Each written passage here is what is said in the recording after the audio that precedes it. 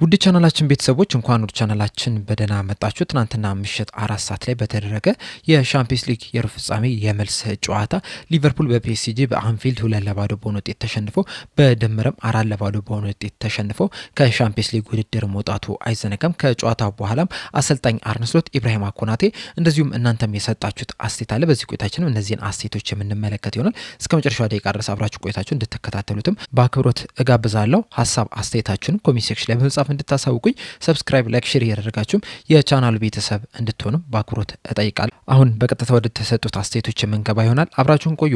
በመጀመሪያ የምንመለከተው አሰልጣኝ አርነ ስሎት የሰጡትን አስተያየት ይሆናል። በጨዋታው ዙሪያ በሰጡት አስተያየት በጨዋታው ላይ በጣም ጥሩ ተንቀሳቅሰናል፣ ማሳየት የፈለግነውንም ፐርፎርማንስ ማሳየት ችለናል። በእርግጥ ወደ ቀጣይ ዙር ማለፍ አልቻለም፣ በውጤቱም በጣም ተበሳጭተናል። ነገር ግን ደግሞ ካለፈው ሳምንት በተለይ በፓርክ ደ ፍራንስ ከነበረው ጨዋታ አንጻር ስንመለከተው በዚህ ጨዋታ ላይ በጣም ተሻሽለናል። ለዚህም ደግሞ ተጫዋቾችንና ደጋፊዎችን ልናመሰግናቸው ይገባል። ተጫዋቾችም እንግዲህ በጣም ከፍተኛ ጥረት ማድረግ ችሏል ይህንን ጨዋታ አሸንፈው ለመውጣት። በተለይ ደግሞ ሁለተኛው አጋማሽ ላይ በጣም ብዙ ቻንሶችን ክሬት ሲያደርጉ ተመልክተናል። በተደጋጋሚ ወደ ፒኤስጂ ምግብ ክልል ላይም ሲደርሱ መመልከት ችለናል። ደጋፊዎችም ከመጀመሪያው ደቂቃ ጀምሮ ቡድኑን ሲያበረታቱት ነበረ። ያም ደግሞ ለተጫዋቾቹ ትልቅ መነሳሳት ሆኖላቸው የተለያዩ እድሎችን መፍጠር ችሏል።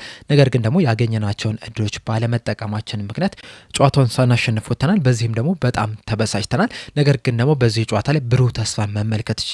ለወደፊቱ ለፊውቸሪቱ በጣም ብሩህ ነገሮችን መመልከት ይችላል። በተለይ የገጠምነው ፒኤስጂ ነው። ፒኤስጂዎች ደግሞ የአውሮፓ ሻምፒዮን ናቸው። በዓለማችን ላይ ከሚገኙ ምርጥ ክለቦች መካከልም አንደኛው ናቸው። ምናልባትም ምርጡ ክለብም ሊሆን ይችላልና እነዚህን ምርጥ ክለብም ተፎካክረን እንደዚሁም ብልጫም አሳይተን መውጣታችን ብሩህ ተስፋ እንዳለን እንዳምን አድርጎኛል የሚል አስተያየትን ሰጥቷል። በቫር በተከለከለው ፔናልቲ ዙሪያ በሰጡት አስተያየት ፍጹም ቅጣት ምት መሰጠት ነበረበት፣ ነገር ግን ደግሞ መከልከሉ የሚያስገርመን አይደለም። ምክንያቱም በዚህ ሲዝን እንደዚህ አይነት የዳኛ ውሳኔዎች ከኛ በተቃራኒ ሲሄዱ በተደጋጋሚ መመልከት ይችላል። ከአንድ ወር በፊት የማንቸስተር ሲቲ ተጫዋች ሆኖ በርናንዶ ሲልቫ ዳኞች ከኛ በተቃራኒ እየወሰኑብን ያሉት የሚል አይነት ቅሬታን አቅርቦ ነበረ። ነገር ግን ደግሞ እኛ ከማንቸስተር ሲቲ ጋር የተጫወትናቸውን ጨዋታ ከተመለከታችሁ ከአንድም ሁለቱ ጨዋታ ላይ ዳኞቹ ከኛ በተቃራኒ ሲወስኑ ነበርና ይህም ደግሞ ምን ያህል በዚህ ሲዝን በዳኞች ውሳኔዎች እየተወሰኑብን እንደሆነ በደንብ የሚያመለክት ነው የሚል አስተያየታቸውን ሰጥተዋል። በጆጎሜዝ ቅያሪ ዙሪያ በሰጡት አስተያየት ጆጎሜዝን የቀየርኩት ስለተጎዳ አይደለም፣ እንደውም እሱን ለመቀየርም ሀሳብ አልነበረኝም። ሌላ ተጫዋችም ቀየረ ለማስገባት ነበር ሀሳብ የነበረኝ። ነገር ግን ደግሞ ጆጎሜዝ ጠጋ ብሎ እንደዚህ በተደጋጋሚ በጣም ፈጣን ሩጫዎችን ማድረግ አልችልም ብሎኛል። ትንሽ የሆነ ስሜት እየተሰማኝ ነውና ደጋግሜ እንደዚህ አይነት ፈጣን ሩጫዎችን የምሮጥ ከሆነ ልጎዳ የምችልበት እድል አለ አለኝና አንድ ተጫዋች ደግሞ ልጎዳ እችላለሁ እያለኝ ስጋቱ እየተሰማው እንደዚሁም ደግሞ አንዳንድ ስሜቶች እየተሰሙት በሜዳ ላይ ማቆየት ያን ያህል ጥቅም ስለሌለው ለማንም ስለማይጠቅም ቀይሬ ላስወጣው እችላለሁ የሚል አስተያየታቸውን ሰጥቷል። በዛው በሂጎ ኤኪቲኬ ዙሪያ በሰጡት አስተያየት ሂጎ ኤኪቲኬ ጉዳቱን ከተመለከታችሁ ትንሽ ደስ የሚል አይደለም። ምናልባትም በዚህ ሲዝንም ወደ ሜዳም ላይ መልስ የሚችልበትም እድል በጣም ከፍተኛ ነው ብዬ ነው የማስበው። በእርግጥ ገና አሁንም ተጨማሪ ምርመራዎች ያስፈልጉታል። ነገር ግን ደግሞ እስካሁን ድረስ እንደተመለከትነው ከሆነ ግን ጉዳቱ ቀላል የሚባል አይመስለኝም። ምናልባትም በዚህ ሲዝንም ወደ ሜዳ ሲመለስም ላንመለከተው እንችላለን። ይህ ደግሞ ለሊቨርፑል ጥሩ ዜና አይደለም፣ ለተጫዋቹም ጥሩ ዜና አይደለም። በዚህ ጨዋታ ላይ እንግዲህ ፍሎሪያን ቪርትስን፣ አሌክሳንደር ኢሳቅና ሂጎ ኤኪቲኬ ነበር በቋሚነት ማስጀመር የቻለው። እነዚህም ሶስት ተጫዋቾች ከዚህ ጨዋታ በፊት አብሮ መጫወት የቻሉት ለ88 ደቂቃ ብቻ ነበር። ዛሬ ደግሞ ወደ 27 ደቂቃዎች ያህል አብሮ መጫወት ይችሏል። በዚህ ሲዝን ግን ተጨማሪ ደቂቃዎችን ይጫወታሉ ብዬ አልጠበቅም። እናም ሂጎ ኤኪቲኬ በዚህ ሲዝን ከጉዳቱ አገግሞ ወደ ሜዳ የሚመለስ ከሆነ በጣም ነው ሰርፕራይዝ የሚሆነው የሚል አስተያየታቸውን ሰጥተዋል።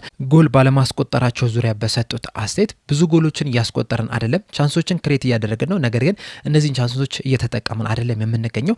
ይህ ደግሞ ለምን እንደሆነም በጣም ግራ ነው የሚገባኝ። ምክንያቱም ተጫዋቾችን ስትመለከቱ ጎል ማስቆጠር እንደሚችሉ ሁላችንም እናውቃለን። በተለይ አጥቂ ስፍራ ላይ ያሉ ተጫዋቾች ሂጎ ኤኪቲኬ ከዚህ ቀደም ጎል ሲያስቆጠር ተመልክተናል። በዚህ ሲዝንም ብዙ ጎሎችን ማስቆጠር ችሏል። አሌክሳንደር ኢሳቅም ላለፉት 2-3 ዓመታትም በኒውካስል ቤት ብዙ ጎሎችን ሲያስቆጠር ተመልክተናል። በተመሳሳይ መልኩ ሞሐመድ ሳላም በሊቨርፑል ቤት እንደዚሁም ደግሞ ኮዲ ጋክፖም ባለፈው ሲዝን በዚሁ በሊቨርፑል ቤት ብዙ ጎሎችን ሲያስቆጥሩ መመልከት እችለን ነበረ። በዚህ ሲዝን ግን ያንን እያደረጉት አይደለም የምንገኘው። ያ ደግሞ ውጤታችን ላይም ከፍተኛ ተጽዕኖ እየፈጠረ ነው የሚገኙና ለምን እንደዚህ ሆኑ የሚለው ነገር በጣም በዲቴል መመልከት መቻል አለብን እንጂ እንደዚህ ነው ብዬ በዚህ ሰዓት ልነግራችሁ የምችለው ነገር አይደለም የሚል አስተያየትን ሰጥቷል። በመቀጠልም ከዚህ በኋላ በቀሩት ጨዋታዎች ዙሪያ ነበር አስተያየታቸውን የሰጡት። በተለይ ደግሞ ምን ማሳካትን ይፈልጋሉ፣ ምንድነው ታርጌታቸው ከዚህ በኋላ በሚለው ዙሪያ በሰጡት አስተያየት በዚህ ሰዓት ከዚህ በኋላ የሚቀሩን 6 የፕሪሚየር ሊግ ጨዋታዎች ብቻ ናቸው። ከሌሎች ውድድሮች ከሁሉም ወጥተናልና በእነዚህ 6 ጨዋታዎች ላይ ግን በጣም ጠንክረን ሰርተን ለቀጣይ ዓመት የሻምፒዮንስ ሊግ ቦታን ይዘን እንድናጠናቀቅ ማድረግ መቻል አለብን እና ሙሉ ትኩረታችንም የሻምፒዮንስ ሊግ ቦታን ይዞ ማጠናቀቅ ነው፣ ኳሊፋይ ማድረግ ነውና ለዛም ደግሞ ከፍተኛ ጥረት እናደርጋለን የሚል አስተያየታቸውን ሰጥተዋል። በመቀጠል አስተያየቱን የሰጠው ኢብራሂማ ኮናቴ ነበረ። በመጀመሪያ ሊቨርፑሎች ትናንትና 2-0 መሸነፋቸውን ተከትሎ በድምሩ 4-0 በሆነ ውጤት ተሸንፈው ነው ከሻምፒዮንስ ሊግ ውድድር መውጣት የቻሉትና ይህ ውጤት ፌር ነው ወይ ተብሎ ተጠይቆ ነበርና በሰጠው አስተያየት አዎ ወይም ደግሞ አይደለም ብለን ልንመልስ እንችላለን። የመጀመሪያውን ዙር ጨዋታ ብቻ ከተመለከተን 4-0 ማሸነፍ ይገባቸው ነበር። በዛ ጨዋታ ላይ ብቻ እንኳን ራሱ በጣም ብዙ እድሎችን መፍጠር ችለው ነበረ። በዚህ በመልሱ ጨዋታ ላይ ግን 2-0 መሸነፋችን ተገቢ ነው ብዬ አላስብም። ምክንያቱም ጨዋታውን በደንብ መቆጣጠር ችለን ነበረ፣ የተለያዩ እድሎችንም መፍጠር ችለን ነበረ። ምናልባትም እነዚህን እድሎች ተጠቅመን ቢሆን ኖሮ አሸንፈን ልንወጣ የምንችልበትም እድልም ሊኖረን ይችል ነበረ። በተለይ ደግሞ ፔናልቲዋ ባትከለከል ኖሮ ጨዋታውን ውጤት ልትቀይር ትችል ነበረ የሚል አስተያየቱን ሰጥቷል።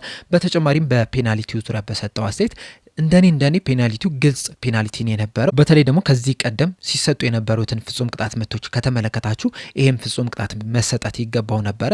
ዳኛው ቫርን በሚመለከትበት ሰዓት እኔ ከጀርባው ነበርኩኝና ይህን ቪዲዮን ተመልክቼው ነበረ እና ፔናልቲ ሊሰጥ ይገባ ነበረ። ነገር ግን ዳኛው ፔናልቲ ሳይሰጡ ቀርቷል። ምናልባትም ተሰጥቶ ቢሆን ኖሮና ያችን ግብ አስቆጥረናት ቢሆን ኖሮ የጨዋታው ሂደትም ሙሉ ለሙሉ ሊቀየር የሚችልበት እድልም ይኖረው ነበረ።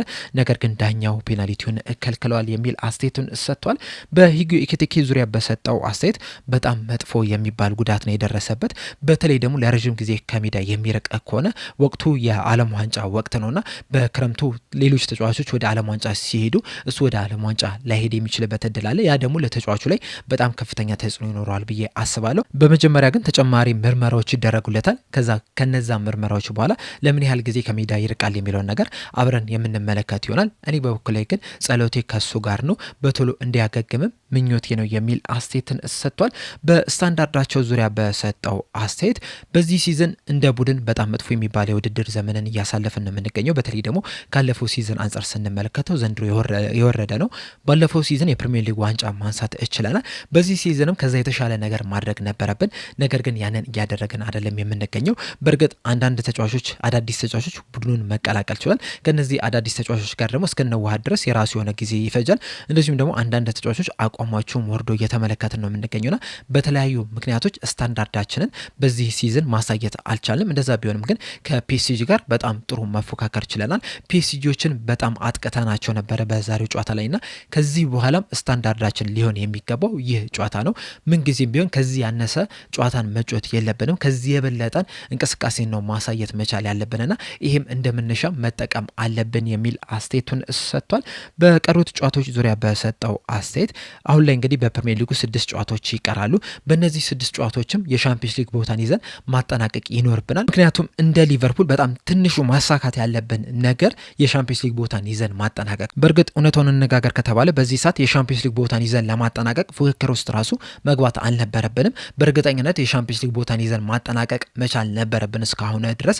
እንደውም ለዋንጫ ራሱ መፎካከር ነበረብን። ነገር ግን በዚህ ሲዝን ያንን እያደረግን አይደለም የምንገኘውና በዚህ ምክንያትም እንግዲህ በዚህ ሰዓት ሚኒመም ማሳካት ያለብን ነገር የሻምፒዮንስ ሊግ ቦታን ይዘን ማጠናቀቅ ነው የሚል አስተያየትን ሰጥቷል። በአጠቃላይ እንግዲህ አሰልጣኝ አርነ ስሎትና ኢብራሂማ ኮናቴ የሰጡት አስተያየት እነዚህን ይመስሉ ነበር። እናንተ ወደ ሰጣችሁት አስተያየት ስንገባ በመጀመሪያ የምንመለከተው ኢዮብ አግማስ የሰጠውን አስተያየት ይሆናል። በሰጠውም አስተያየት ጨዋታው ያለቀው በፓሪስ ነው። እንደዚያ ሲዝረከረከው ከርሞ ማሸነፍ የማይታሰብ ነገር ነው። ሳላህ ለምን በቋሚነት እንዳልጀመረም አልገባኝም። ለእኔ በጨዋታው ላይ አሪፍ የነበሩት ሳላህና ኮናቴ ናቸው። በጨዋታው ላይ ግን እኔ ምንም የጠበቅኩት ነገር የለም የሚል አስተያየትን ሰጥቷል።